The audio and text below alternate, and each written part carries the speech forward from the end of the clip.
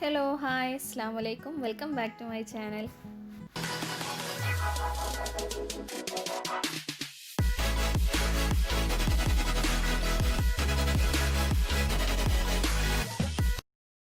സാധാരണ നമ്മൾ കഴിക്കാറുള്ളത് കൊള്ളിയും ബീഫും കഴിക്കാറുണ്ട്, അതുപോലെ തന്നെ കൊള്ളിയും മുട്ടയും കഴിക്കാറുണ്ടല്ലോ.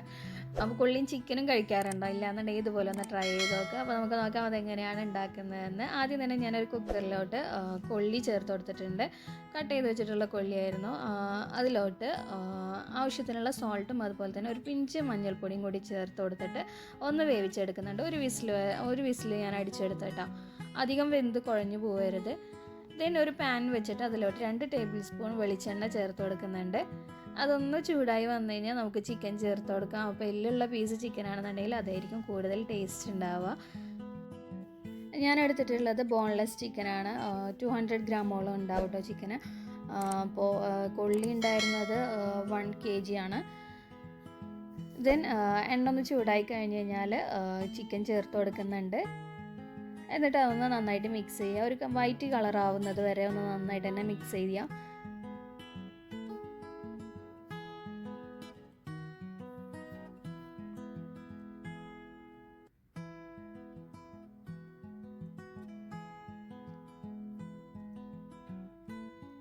ഇപ്പോൾ ഞാൻ നന്നായിട്ട് തന്നെ മിക്സ് ചെയ്ത് വെച്ചിട്ടുണ്ട്.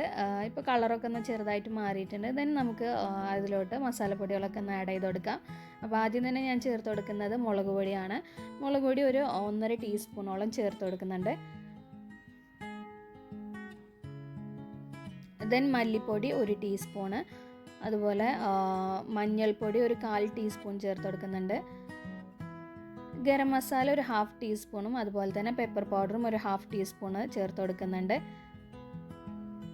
ആവശ്യത്തിനുള്ള സോൾട്ടും കൂടിയിട്ട് ഒന്ന് ചേർത്ത് കൊടുത്തിട്ട് നന്നായിട്ടൊന്ന് മിക്സ് ചെയ്യാം.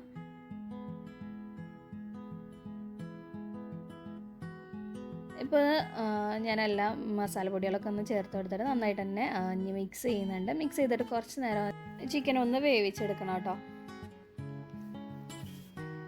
അപ്പോൾ അടച്ചു വെക്കുകയാണെന്നുണ്ടെങ്കിൽ അതായിരിക്കും കൂടുതൽ നല്ലത്.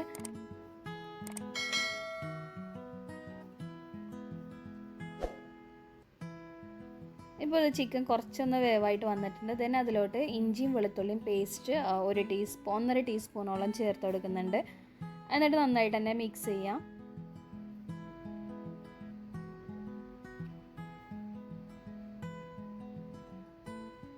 മിക്സ് ചെയ്തതിന് ശേഷം അടുത്തതായിട്ട് ചേർത്തെടുക്കുന്നത് ഓണിയനാണ്. അപ്പോൾ ഒരു ഓണിയൻ സ്ലൈസ് ചെയ്ത് ചേർത്ത് കൊടുക്കുന്നുണ്ട്.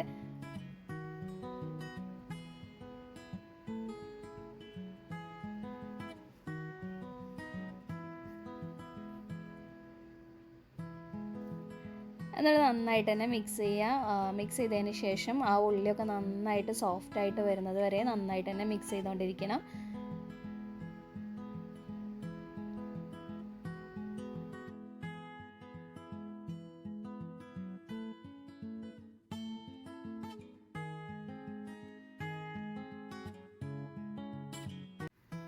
അടുത്തായിട്ട് ഇനി ചേർത്ത് കൊടുക്കുന്നത് കറിവേപ്പിലയാണ്. അപ്പോൾ ഒരു 2 കറിവേപ്പില ഞാൻ ചേർത്ത് കൊടുക്കുന്നുണ്ട്.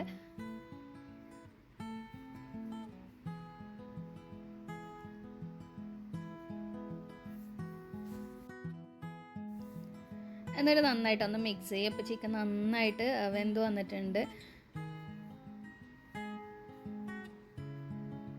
ഇനി അടുത്തതായിട്ട് നമ്മൾ നേരത്തെ വേവിച്ച് വെച്ചിട്ടുള്ള ആ കൊള്ളി ഉണ്ടല്ലോ, അത് ഇതിലോട്ട് ചേർത്ത് കൊടുക്കാം.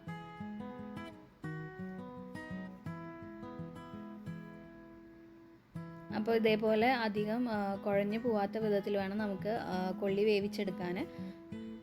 എന്നിട്ട് ഇഷ്ടമുള്ളവർക്ക് ഇതേപോലെ കഴിക്കാം. അതല്ല എന്നുണ്ടെങ്കിൽ ഉടച്ചിട്ട് കഴിക്കുന്നവരാണെന്നുണ്ടെങ്കിൽ ചിക്കനും അതുപോലെ തന്നെ കൊള്ളി നന്നായിട്ട് തന്നെ ഉടച്ചിട്ട് കഴിക്കാം കേട്ടോ. അപ്പോൾ ഞാൻ അധികം ഉടക്കുന്നില്ല, ഇതേപോലെയാണ് കഴിക്കുന്നത്. നന്നായിട്ടൊന്ന് മിക്സ് ചെയ്തതിന് ശേഷം മല്ലിയില കട്ട് ചെയ്തത് അതും കൂടി ഒന്ന് ചേർത്ത് കൊടുക്കാം.